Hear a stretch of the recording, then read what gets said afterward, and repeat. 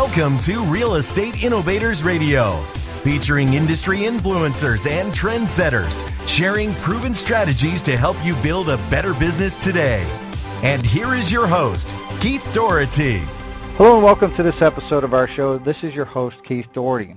Today our special guest is top real estate agent Tami Gosselin of Century 21 M&M and Associates based out of Modesto, California. Having been in real estate since 2002, Tami is in the top 1% nationwide, 12-time consecutive Centurion Award winner, Honor Society Award winner, ranked in the top 500 for real estate marketers in the U.S. in 2014, in 2015 USAA Certified, Cendant Relocation Certified, Certified Distressed Property Expert, RES.net Certified, and Equator Platinum Certified. She's also at 2 consecutive years as the #1 agent, 2009 and 10, and then the #3 agent in 2012 in the U.S. for American Home Shield Home Warranty Protection. Tami is ranked in the top 1,000 for homes sold in 2013 and 14 in the U.S. And Tami is determined to help her clients by being a resource of information. She knows that relocating your family from as far as another country or as near as across the street has potential to be either the best decision you've made in years or a stressful one. Her focus is in the experience because she understands the complexities of buying and selling homes. She wants her clients to have the kind of experience that breeds sustained relationships and clients for life. So with that, Tami, welcome to the show. Thank you, Keith. So if we could start, what led you into real estate? Was it something that you knew you always wanted to do, or did you maybe stumble into it? No, it actually was back when I was only 21 years old. My husband was selling his first property that he had ever purchased, and the real estate agent there said, you know, you'd make a great real estate agent. And that always stuck with me. So when I became pregnant with my first child, my husband said, why don't you get your real estate license? So I did, and here I am. Yeah, so it's kind of one of those things that, and we've interviewed quite a few people on the show, and it seems like a lot of people with real estate, it just kind of one of those things in life that just kind of popped up and happened for them. Mm-hmm. So what personal attributes or traits or qualities do you think have most contributed to your success, and how do you think you developed those? Well, I think personality and being a people person is huge in this industry. And also I've learned over the years through coaching is becoming a chameleon and mirror and matching the person you're working with. So if they talk fast, I talk fast. If they talk slow, I talk slow. You want to make whoever you're working with feel very comfortable when you're around them. And then also my personal attributes is that I'm an extremely self-disciplined and organized person, and I'm committed to executing my daily activities necessary to continue growing my business at a high level. I also have a bubbly personality, enjoy making people's dreams become a reality. And I got my real estate license when I was 24 years old. I knew nothing about real estate when I joined. And so I joined a coaching company 45 days after I got my license, and all I simply have done is done exactly what they told me to do, and I sold 40 homes my first year. Wow, that's pretty cool. I guess that's some good coaching if you just listen and then you go around and sell 40 homes. Absolutely. I didn't know anything else, so I just did what they told me to do. Yeah, I think sometimes that might be the best for some people where they come in with kind of a misconception or kind of their way of doing things versus like, hey, I'm new, somebody show me the way, oh, here's the way, okay, just go and charge forward and have success, so that's great. Absolutely. So do you think maybe you can give us, you kind of mentioned the one there where you took the coaching and you kind of went out and you sold the 40 homes, but maybe can you give us another example of when your traits have played a role in your path towards success? I think it's just being consistent and, setting goals. Like every year I put together a business plan, and I set a yearly goal, I set a daily goal, I set a weekly goal, I set a monthly goal, and I set a quarterly goal. And I review those goals daily, weekly, monthly, quarterly, depending on, what I'm working on, whether it's my listing goal or my buyers under contract goal, my closing goal. And I post it on my wall in front of me next to my computer, of my goals. And also, I strive to, whether it's a vacation or it's a helping someone out, I look at those goals every day and I have it posted on my wall. And I think in my daily business, I'm rewarded every day with new clients, referrals from past clients, and agents across the nation because I'm constantly keeping in contact with everyone. I also am asked, frequently to speak as a mentor at many events throughout the year, and I find that extremely rewarding. Giving back, I love to give back. I love helping agents, whether they're a new agent or a seasoned agent, just how to take their business to the next level. Yeah, I think one of the things you pointed out that's key to point out to our listeners is that you talked about not only having goals, which I think everybody should definitely, and break them down the way you talked about, have like maybe a 5-year or 1 year, and then monthly down to weekly and daily, so you know what to focus on. But I think the other thing you pointed out that's important to focus on is that not only do you write them out and have them, but you have them there so that you can see them. So you can, here's my goals for the day or for the week, so you can look up and, okay, am I on track? What do I need to do? Am I doing everything to stay on track in order to achieve that? So I think just, having them written down, some people might, out of sight, out of mind, but having them, that visual, to be able to see them and basically recommit to them almost on a daily basis, I think that probably helps drive you and to keep moving you towards the success that you've had. Absolutely, and I think, let's just say my goal that day is to reach out to 20 people, and I hit that goal by noon. That doesn't mean that I'm done for the day. That just means that I can work harder, to get ahead of my numbers for the week. Most people think, okay, I hit my goal for the day, I can go home. No. I don't go home. I keep plugging forward. Now, let's just say it's 5 o'clock and I haven't hit my number. That doesn't mean I get to go home either. I'll stay here till 7, 8, 9 o'clock at night until I hit that goal. I do not leave my office until I've hit my goal every day. Yeah, wow, that definitely shows, and obviously that's paid off for the success that you've had in your career. So obviously you've experienced success. You've just in your opening bio we talked about all the success you've had, but it probably hasn't always been just roses and an easy walk of to achieve that. So maybe you could talk about what are some of the major adversities and trials that you've had to overcome to achieve your goals. There's a huge amount of sacrifice in this industry for myself to hit the goals that I hit every year. There's times when I miss, my kids' games, miss different events because I'm a goal-oriented type of person, and if I don't hit my goals, I'm staying here till I hit my goals. So that's it's just a huge sacrifice, in order to hit my goals every single year. So there's things that I have to give up to be able to do those. Absolutely. And it kind of leads us to our next point here, but what do you think keeps you going? Despite, obstacles come up, and even, like you said, your children's games, that could be considered an obstacle to your goal because you have to make a choice. Do I focus on this or do I move in this direction? So why don't you give up? What keeps you moving forward to continue to push towards that goal? It's because I have, I want to be able to retire at a young age. I'm 38 years old. I set a goal at 24 that I will retire by the age I'm 45, and that's what I focus on, that I'm going to be able to enjoy my kids at a young age versus working to the age of 65. So that's what keeps me going, is I stay focused on that age of 45, and I have to hit certain goals every single year to be able to achieve that, and that's what keeps me focused.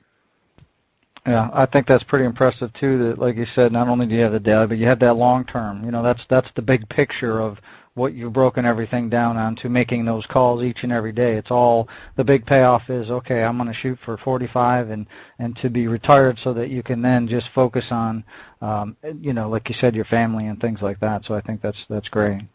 Absolutely, and it's been a lot of work with my coaches. I have 2 real estate coaches. I have a real estate coach with the Mike Ferry organization, as well as I have a coach with the NAEA, which is a marketing coach. And between the both of them, they have put a plan in place to be able to allow me to retire at the age of 45. Yeah, I think the other thing you pointed out there that's important for our listeners to look at is that, we don't always, everybody can sit down and plan their own goals and make their own paths, but I think it's always great to reach out to other successful individuals, not only from a networking standpoint, but from, you mentioned, a coaching standpoint. So you reached out to people that are professionals in your industry that coach other people, and they helped you formulate a plan, and they help you with your action items. So to be able to tap into that experience of other successful people that can help guide you on your path and probably sometimes give you direction that you may not have thought of, probably helps trying to achieve things like that a little bit easier for you. Yes, absolutely, because I can't do this on my own. Two heads are better than one. Excellent. Tami, that kind of leads me to the next point here, in which you kind of alluded to where this is going. Obviously, you mentioned, retiring at 45 and having maybe roughly 7 years left. So what do you see the vision for your career, say, over the next 5 to 7 years? Where do you see that going? Well, I've started a new plan, actually. I've been out here in California working in this, area for 14 years, and, I've conquered it out here, and so I'm getting my real estate license out in Florida, and I work for Centurion 21 here in California, so I know how the Centurion 21 system works. I love it, and so I'm going to start working for a Centurion 21 company out in Boca Raton, Florida, and I'm going to implement all the tools that I've implemented out here for success in California out in Boca Raton, Florida. And so I'm super excited about this because that's where my family is going to retire.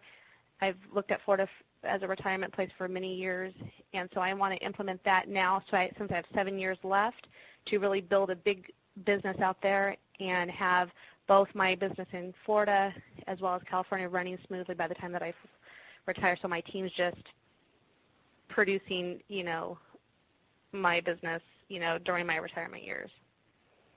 So you're kind of looking to build up, you obviously, like you said, you got California all set. You're looking to build Florida up and then kind of oversee those and continue to help the team, maybe with a little oversight and direction, but kind of pull yourself out of the day-to-day operations. Absolutely. My goal is to, interact, 1 week a month between both businesses, that's my goal when I retire, just to take care of the, the hard stuff if, need be and stuff, the big tasks, because in real estate, you really got to think outside the box, and there's a lot of big obstacles to overcome at times. And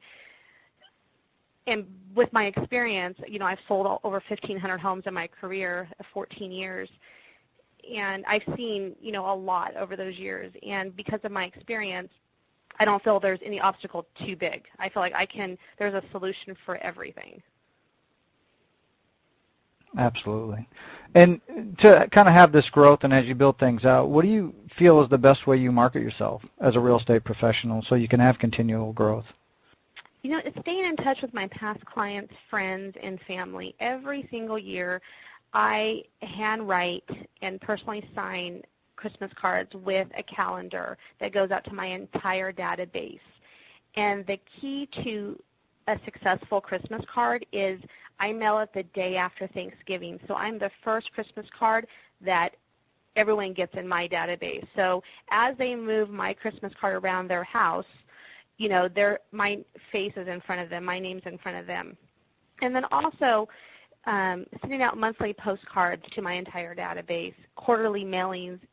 And when I say quarterly, means giving them something of value, whether it be a pen, a chip clip, a keychain, a notepad, just giving them something of value to remind them of me every quarter. And then also talking to them, I have my A clients and I have my B clients. And talking to my A clients, whether it's monthly or quarterly, and then my B clients, bi-yearly. And so with staying in touch, being in front of my entire database all the time, that's allowed me to continually grow my business.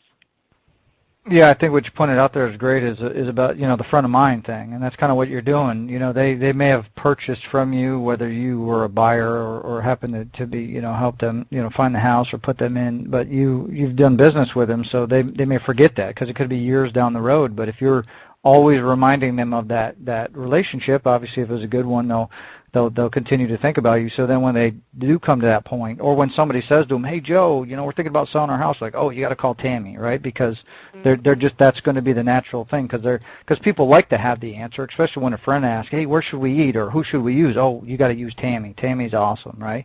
So I think that's great, that front of mind that you always stay in. And like you said, you give them something of value. You're not just putting stuff in front of them that's, with the calendar, the pen, something they're going to use, so they're going to be writing and thinking, "Oh yeah, Tammy gave me this."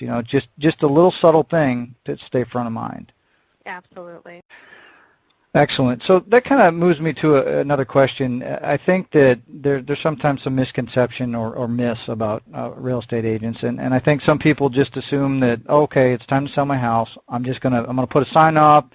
I'm going to let my friends and family know, and I'm going to just sell my house on my own. It can't be that hard. It seems pretty, straightforward. But on the flip side of that, what do you think that biggest misconception or myth is that people have about working with a real estate agent? Well, I think most people feel that real estate agents are overpaid and underworked because they do think that it's just putting a sign in the yard, sign a few documents, and, putting your house on the internet and, bam, it's sold. Oh, my goodness, it's so much more than that. There's so much that goes into even the preparation of putting a home on the market, or, all the time out showing a buyer a property and making multiple offers. So a lot of people think that getting a real estate license, the money's just going to flow in, the clients are just going to magically come in, their phones are just going to start ringing. And no, not at all.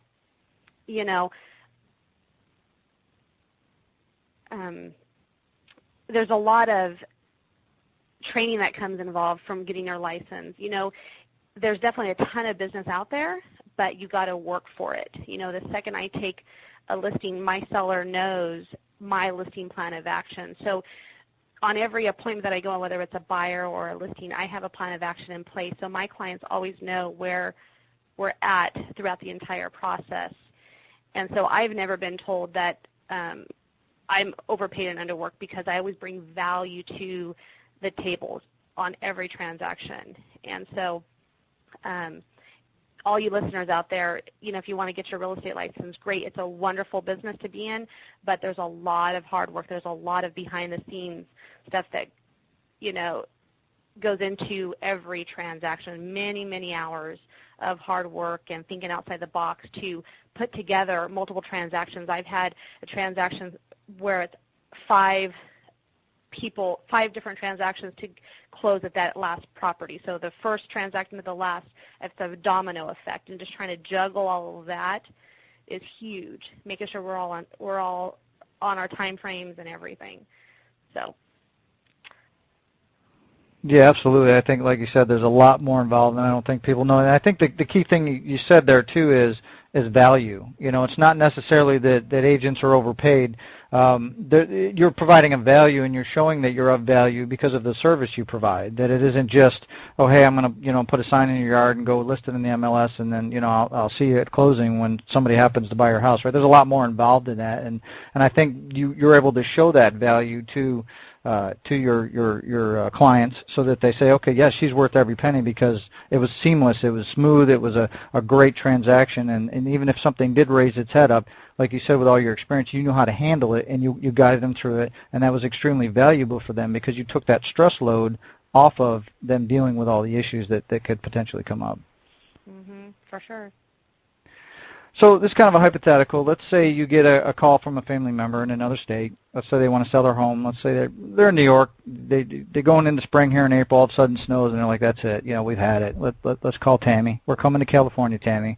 What advice would you give them? Now, obviously, we know you could offer a referral, and you could potentially look up agents. But let's say you're just to counsel them. What advice would you give them to help them select an agent, kind of like somebody that treats their clients like you do? What would you tell them to look for? What would you tell them to kind of, what questions should they ask, and so that they could basically best serve their needs, kind of like you take care of your clients? Well, I have a listing plan of action that I have in place for every listing that I take. And my advice to them would be definitely to interview 3 agents and see what they're going to do for you. On every listing that I take, I meet with my clients multiple times before we actually put the house on the market. I stage all my properties personally. you can hire a staging company. But I go through the property and I stage it, I declutter it. I want it to be perfect when I have my professional photographer come out and take all my photos. So we want to take down family photos. You want to clean the carpets. You just want to make it move in condition, more or less, when you're putting that house on the market. So that would be my advice to my friend or family member that's reaching out to me on who they're going to pick as an agent that is going to hold their hand and show them what they need to do to first get it ready to put it on the market, and then the steps that they're going to take during the selling of the property. I want to make sure they're going to hire a professional photographer to take their photos. If that area is big on open houses, hold a broker open. I would give them all the advice of what it takes to get a property sold out here, and I would check to see what agents do out in the area. I would just Google their address, go to Zillow, check out some of the properties in that area to see what agents are doing. And then, I would help them. I would definitely give them a lending hand on interviewing the agents for them as well. Excellent. And if somebody, obviously, right now you're in the California area, depending on when somebody's listening, obviously if they're listening to this after the summer of 2016, you might be able to represent them in the West Palm Beach area. But if somebody wants to learn more about you, what's the best way that they can get more information on you?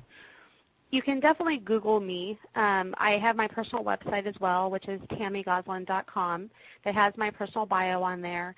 Also, Zillow.com has another web page about me, and it goes over my current listings, some of my past sales. I have a video out there with American Home Shield that states that I will provide a home warranty on every one of my transactions, whether the seller pays for it or not. I'm a big advocate for home warranties. So in the first year, it gives a buyer a peace of mind. So let's just say you move in today, in 30 days your heater or air conditioner goes out, you call the home warranty company, you pay a service fee of $60 to $70, they come out and repair or replace it, for instance.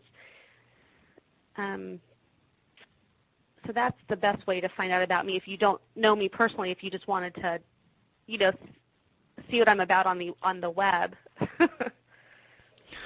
Absolutely, and we'll put obviously links below this interview. So we'll have links we'll get Tami's site, as she mentioned, TamiGosselin.com, and any other contact information that she has as well. We'll put it below this interview. So you'll be able to click on that or be able to contact her however you need to. So definitely, if you're looking for, I believe what areas of California specifically?